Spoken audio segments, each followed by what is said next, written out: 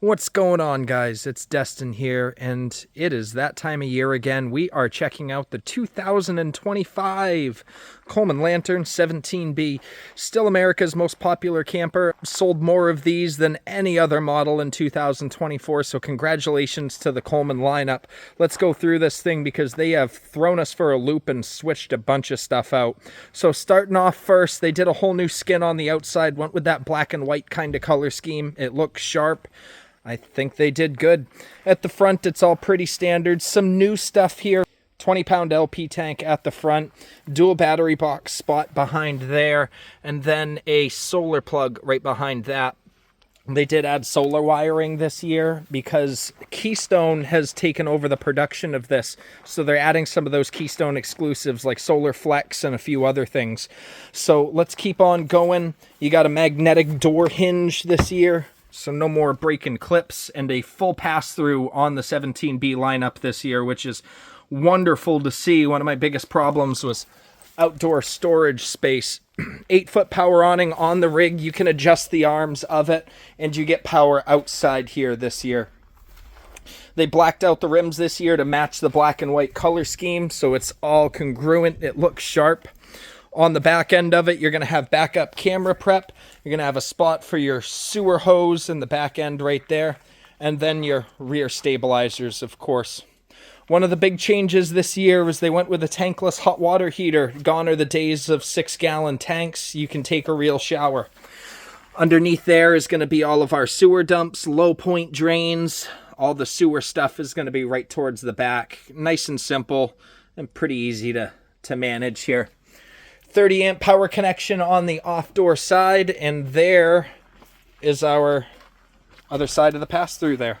Now let's get on inside this thing. This is where all the changes are. So starting off, they redid their whole color scheme this year, kind of opened up the back of those bunk beds to make it a little bit more open, added a couple more outlets, and well, let's start off at the front here. First things first, they give you a real mattress this year. Done are the teddy bear mattresses, thankfully.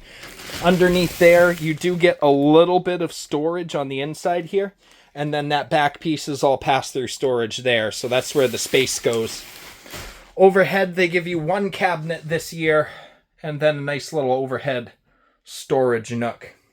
You get power and USB chargers on one side of the bed there. You get a little power outlet right at the top in case you want to add a TV. And a little hanging wardrobe. Side mount air conditioner. I think it's good for like 5,000 BTUs. For a small frame like this, it's enough to keep cool. You get a little bit of overhead storage over the window on the dinette. There's your fire exit for the camper. And that's next to a solar inverted or inverter prepped outlet. That's one of the Solar Flex package like I was talking about. Dinette's a removable table, pretty simple. There's storage underneath both sides of the dinette. You can flip it into a bed if you need the extra sleeping space. And that gets us to the bunk beds in the back. So they've opened it up a little bit. There's no half wall here anymore, so you don't feel as claustrophobic in that bottom bunk there.